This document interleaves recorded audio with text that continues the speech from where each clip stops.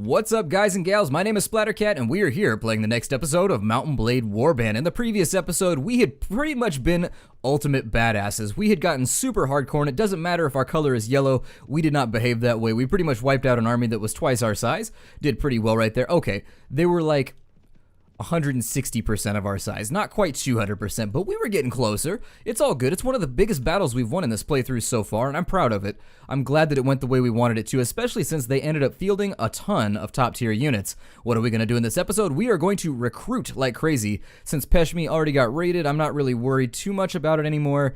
Our units are very, very taken out at the moment. We have a lot of people sitting around holding bloody stumps, and in order to hold out and not have to pay that ridiculous amount of money you'd have to pay for workers' comp in this case, I think we're just going to ride around and let them all heal a little bit. Then we'll put like hooks on the end. We'll have them do the pirate thing.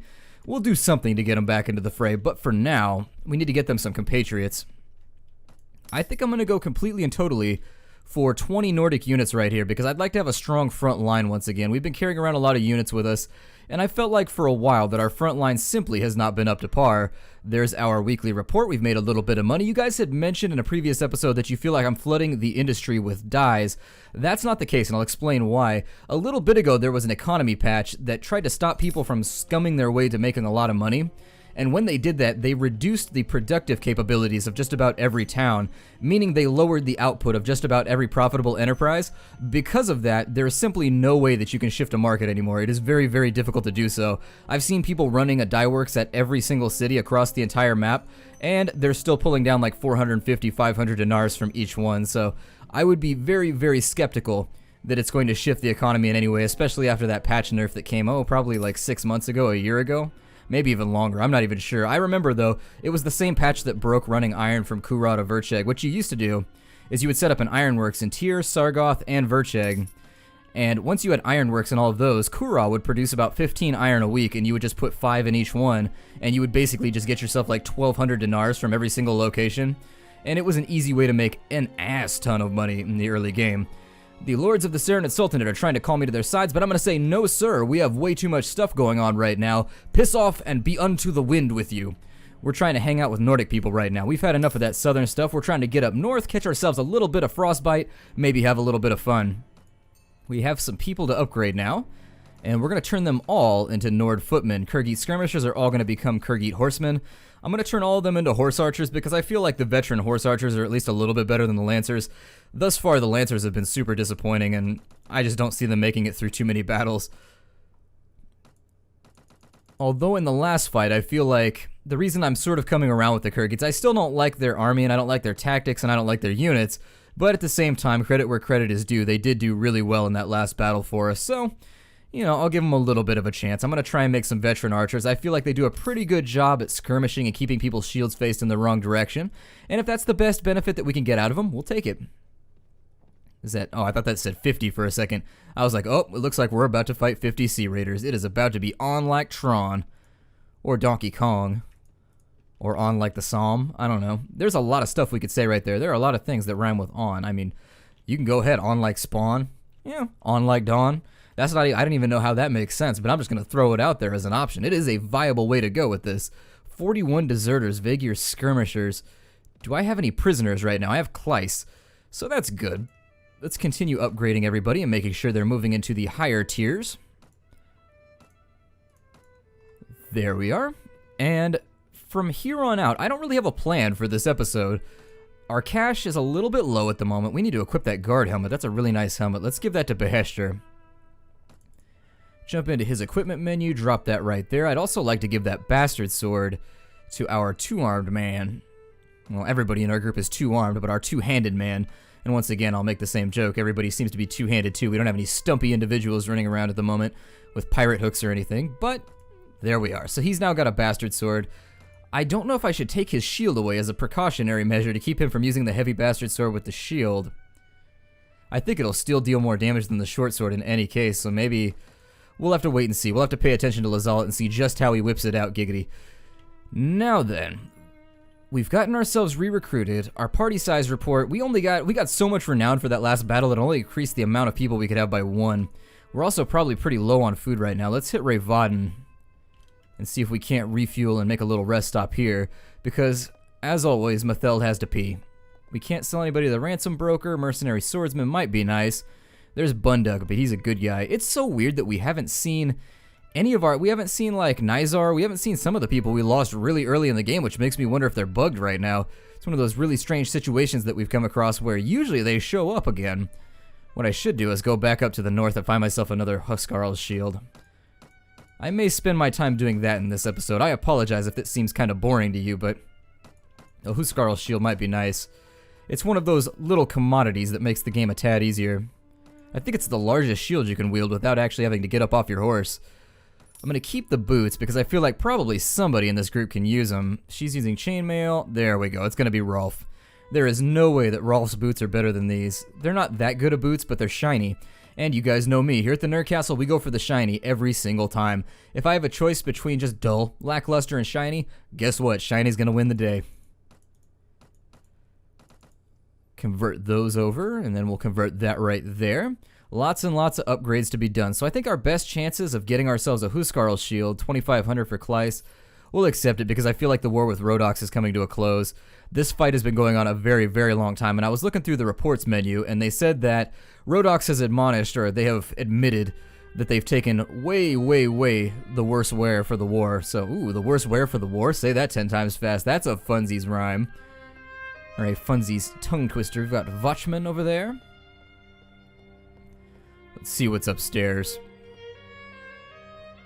Nobody. It's dead here. Well then, let's go to our arms merchant. Is there a Huskarl's shield laying around? No, there are some rocks though. If we wanted to be total dicks, we could just throw rocks at people. I always find it insulting when people throw rocks at me. I should probably also buy loads and loads of fruit and cabbages and all kinds of good stuff while I'm up here. Keep the group nice and farty. They don't call him Fartimentor for no reason. It's because he really enjoys eating the roughage. I mean, he eats like a rabbit and he makes smells like a dog. Who knows? Let's get back down here and we'll check out Sargoth. I bet we could find a Huskarl's shield down here somewhere. Maybe we'll spend the remainder of the episode raiding caravans or something. I think we need to make a little bit of cash before we go much further on into the game. When we go to war with Vaegirs, it's really, really, really going to hurt our pocketbook. And another assassination attempt. From whence I have no idea. We got a guy firing from over there.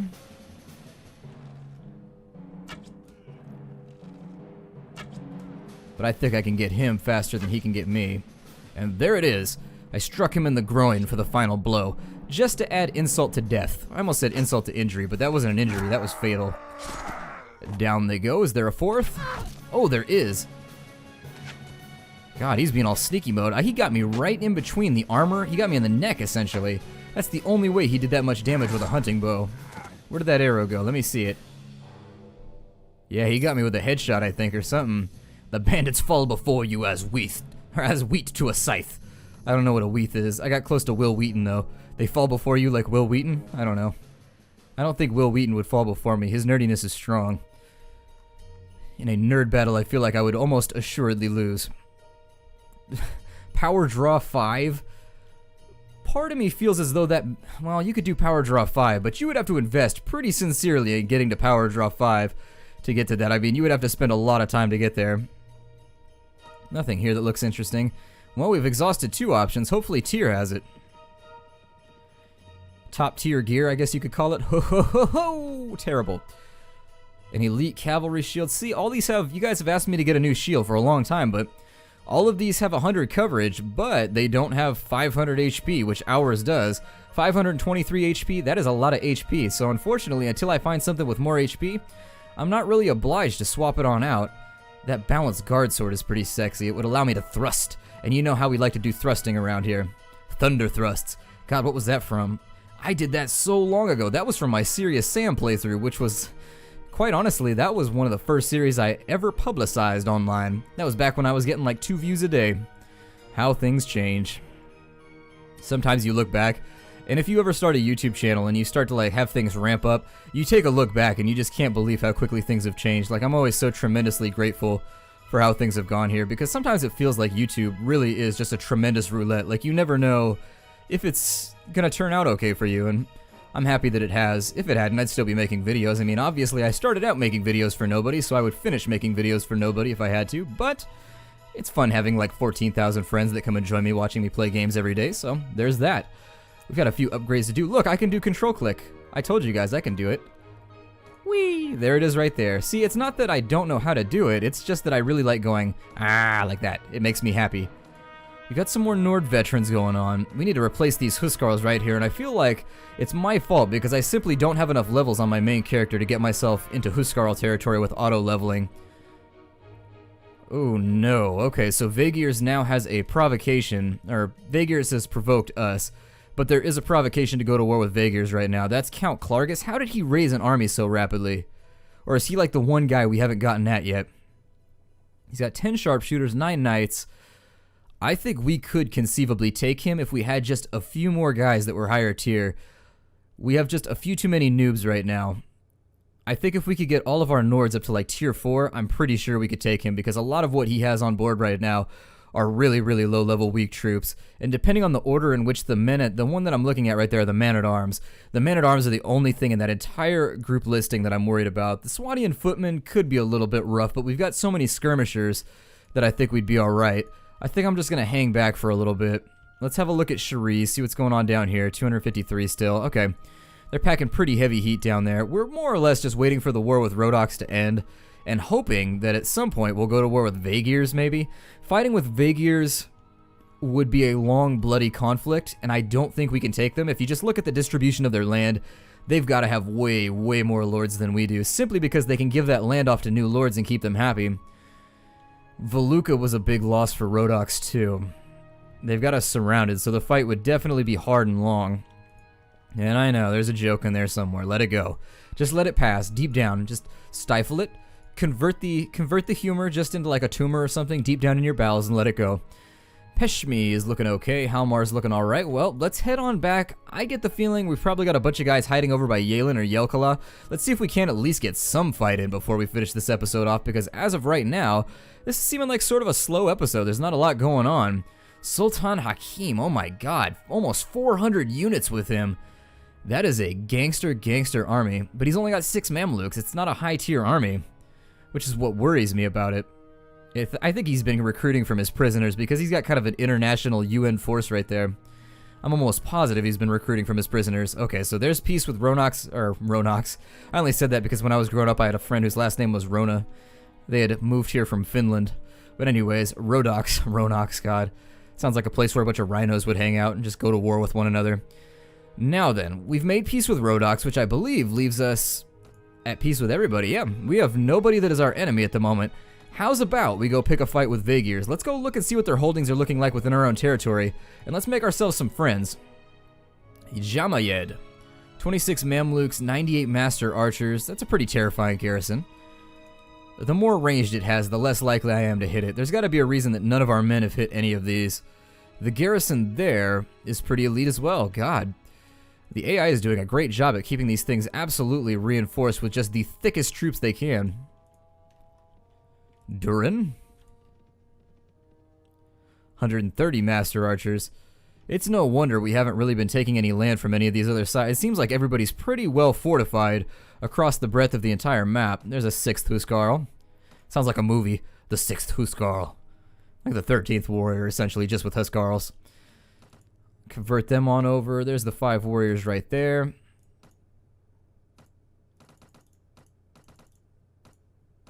And we've got ourselves another veteran horse archer too, which is good. Let me see what their stats are. I've never taken a look at these. Their armor is terrible. Like, I don't even know what that armor is. The faction would be completely and totally fixed if they just gave them better armor. That's armor that you would wear at like level 4. It's bad. It doesn't matter that he's level 21. His gear is just god-awful. Their horse archery is pretty banging though, and so is their riding, so they're pretty quick. Their power strike 0, so if they get caught up in melee, they're done. Crazy. Crazy stuff. You guys had suggested that I should throw them into a separate group, and I may do that in a little bit. Nords and Vaegirs just made peace.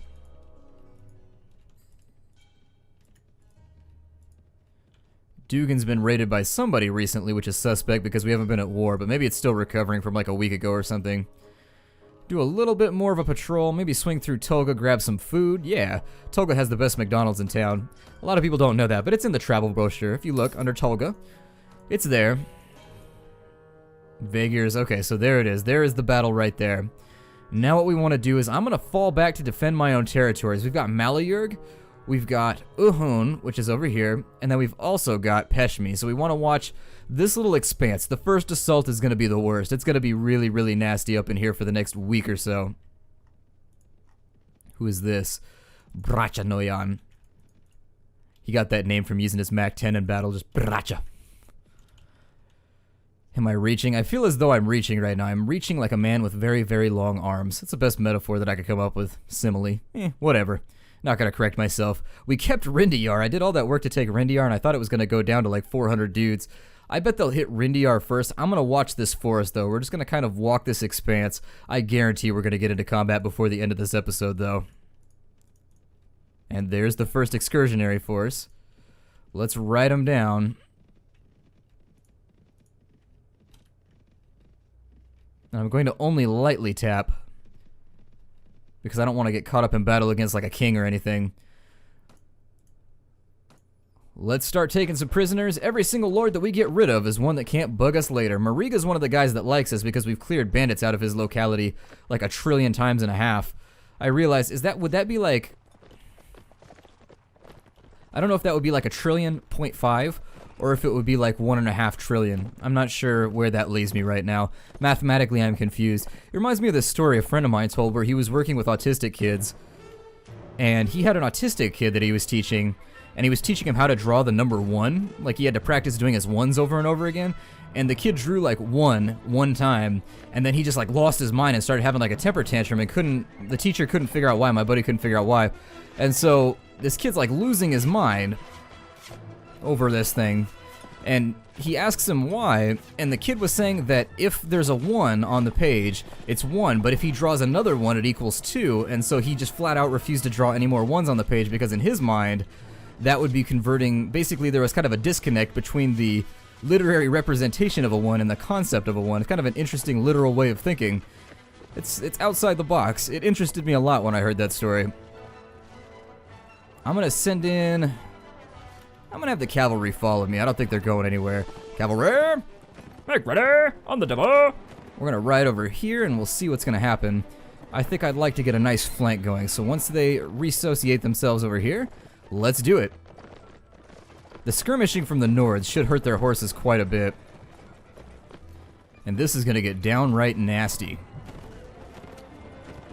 At this point, we're gonna wanna go ahead and send in our infantry, and off they go. And they should just get crushed now. Why did you swing at me, man? We're on the same side. What are you doing? And that was over very, very swiftly. I think I had a tactical advantage, too. I was going to say, there's no way that battle went that quickly unless they fielded less units than I did. Oh, I wanted that one. The Huskarl ruined it. Or, I'm sorry, the Mameluke. And the last guy's off on this side. He may be on a horse, though, so it may be tough to catch him. Yeah, there he goes. He's off. Only 1 casualty. I would hate to be that guy. You know he's going to catch so much shit back at the camp. They're going to be like, so I heard you were the one guy that got knocked out against the noob army. He should be like, sigh. Never hear the end of it. Yep, there he is right there. He shall forevermore be known as Pierce, because he got stabbed. You know, there's a joke. Anyway, God. Sometimes, teeth are very much hurting right now. We'll get ourselves some freebie horses, for sure. Take some prisoners. Get this thing on the road just the way we want it to start out. Now, the other problem we're going to run into here is let's see if we can isolate them from Dramug. If I can wipe out a couple of armies in the early stretch of all this, we won't have to deal with anybody else down the line. So these little guys, the problem with these little guys is they turn into a big Zerg blob eventually, and it's one of those things you're going to have to rectify at one point or another, not to be confused with rectumfy, which is a completely different concept. But if we can get rid of these little 30-40 man groups, we should be completely and totally good later on, because then when the big dog comes down with his 200 men, he's gonna have to deal with a pretty substantial issue. He's not gonna have any backup. And that tends to be what turns those big armies. Ooh, fire and arrows? What are you doing, guys? What are you doing? What are you doing? Let's get on out of here before we start taking too much damage. They should only have normal arrows, so I'm not incredibly concerned about their fire. Their normal arrows shouldn't do more than 1 to 2 damage on somebody as armored as I am, but on some of my lighter armored compatriots, those that like to travel light, the Legolases of the group, we gotta keep them out of the line of fire.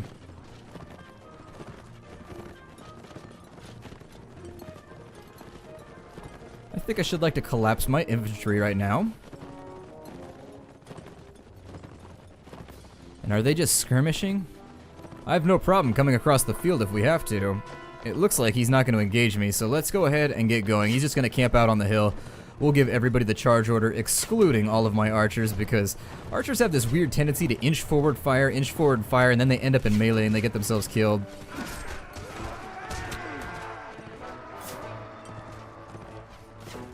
Looks like one of our horse archers caught a nasty bolt on accident.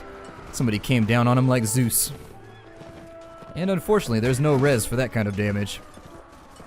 Definitely no incon... Ah, Kurgi Lancer killed our knight. Even better. I love it when my knights die. A slave hunter? What? How did he kill a Swatian sharpshooter? Oh, never mind. I was reading it backwards. Dyslexia! Yay!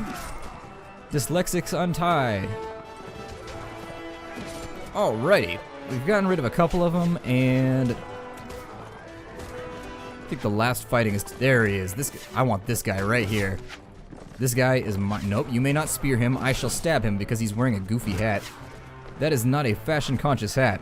I wouldn't wear it into combat. You gotta be looking good when you ride in. What if there's people watching? Like, you gotta have options at the bar after a battle. I'm just saying, there might be a girl there who's like, hey, I saw your helmet and it was pretty awesome, and it's a conversational piece. You never know. 5 killed, all of them top tier. Unfortunate. We're going to take him prisoner because I like making money, and since we're at war with Vaegirs right now, we're going to be relying on ransoms quite a bit. Ooh, cracked plate boots. We'll give those to somebody. I know there's somebody in my group that can make use of those. There's also a heavy cross, 58 piercing. What? I can give that to somebody in the group and they can make use of it. That's a really, really good crossbow. We'll give that to somebody. Alrighty then, let's head back down to our lands because I did see someone cut off to the south, and I want to make sure that we're not under attack right now. Looks like patrols are going okay. Let's check on our food situation. It's looking mighty, mighty fine. Let's sell off some of our goodies. I think I've got way too many horses running around with me right now. And we'll keep those 2 pieces of gear. Every little bit of cash helps. We're in a state of perpetual war anymore, so I think what this is, it's kind of a physical representation of all the sides jockeying for power at the moment. Vaegirs has taken a lot of land, and we really don't want to allow them to have that. There's a minstrel over... I should think about getting married. Let's start talking to minstrels. So why do you need minstrels? Well, minstrels are kind of a mini-game, I guess a very, very simple mini-game. And they teach you songs, and what you do with these songs is you go and you sing them to someone, and once you've sung them a song, they will either like you more or like you less.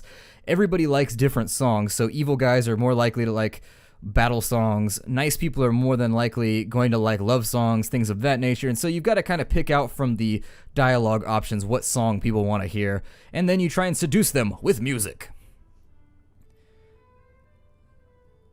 Now then, teach me a poem. He will teach us The Storming of the Castle of Love. It's an allegoric poem replete with symbols and metaphor. Huh.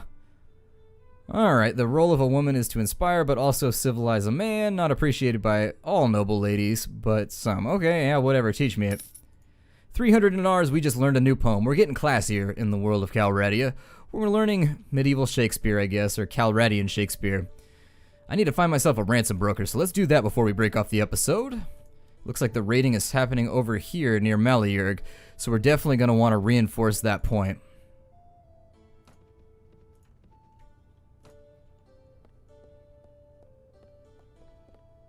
There he is. And so this is going to be the last thing we do in the episode. I realize we didn't do a whole lot in here, but at least we got 2 battles off where we got to wet our blade up a little bit. My name is Splattercat. Thank you for joining me at the Nerd Castle for another episode of Mount & Blade Warband, my favorite game of almost all time. It's either between this or Fable. I like both those games a lot. And also Shadowrun for the Sega Genesis, so maybe I need to rethink my list a little bit better.